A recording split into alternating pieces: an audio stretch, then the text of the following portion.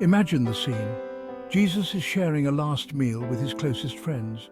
He knows his time on earth is short. The cross looms large, yet his heart overflows with love and concern for his disciples. He wants to leave them with a gift, a legacy more precious than gold. So he utters these words, "Peace I leave with you, my peace I give you. I do not give to you as the world gives. Do not let your hearts be troubled and do not be afraid." John 14:27. What a gift. In a world of uncertainty and fear, Jesus offers peace.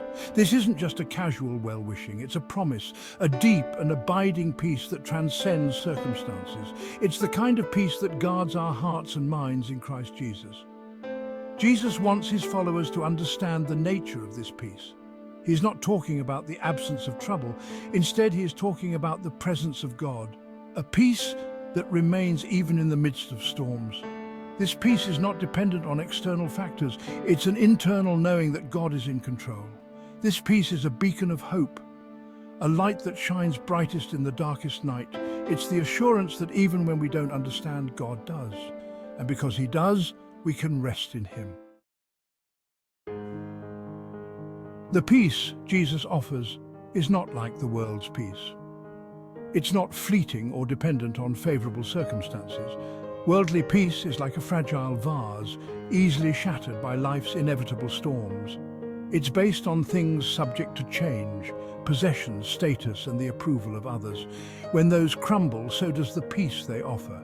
Jesus' peace, however, runs much deeper. It's a peace that surpasses our ability to understand.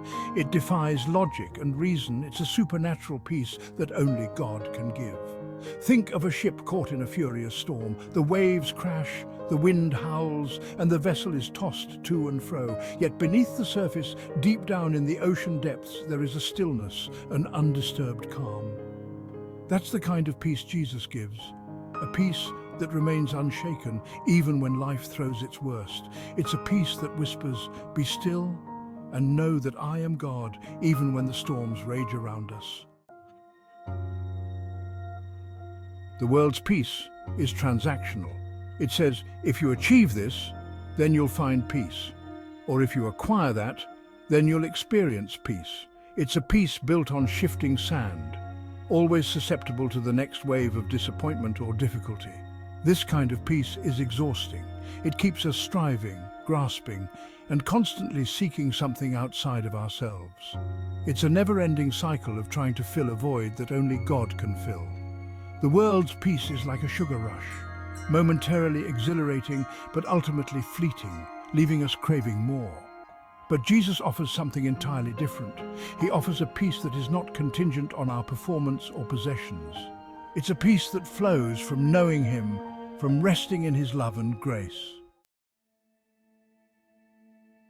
Section 4. An anchor in the storm.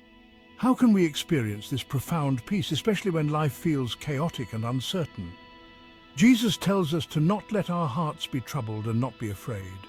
This isn't a suggestion but a command, an invitation to surrender our anxieties to the one who holds the universe in his hands. Easier said than done, right? Our natural inclination is to worry, to fret, to try and control the uncontrollable. But Jesus invites us to a different way. He calls us to trust in him, to shift our focus from our problems to his promises. He is our anchor in the storm, our refuge and strength, a very present help in our time of need. When we fix our eyes on him, on his faithfulness and his love, our hearts find a supernatural peace that defies explanation. Section 5. Finding stillness in the chaos. The key to experiencing this peace is to not let your hearts be troubled. Easier said than done, right? Our minds are often a whirlwind of thoughts, worries about the future, regrets from the past, and anxieties about the present. How can we find stillness amidst the chaos? By focusing on God. Imagine a glass of muddy water. The dirt and debris cloud the water, making it murky and unclear. But if we let the glass sit undisturbed, the mud gradually settles to the bottom, leaving the water clear and pure. Our minds are often like that glass of muddy water.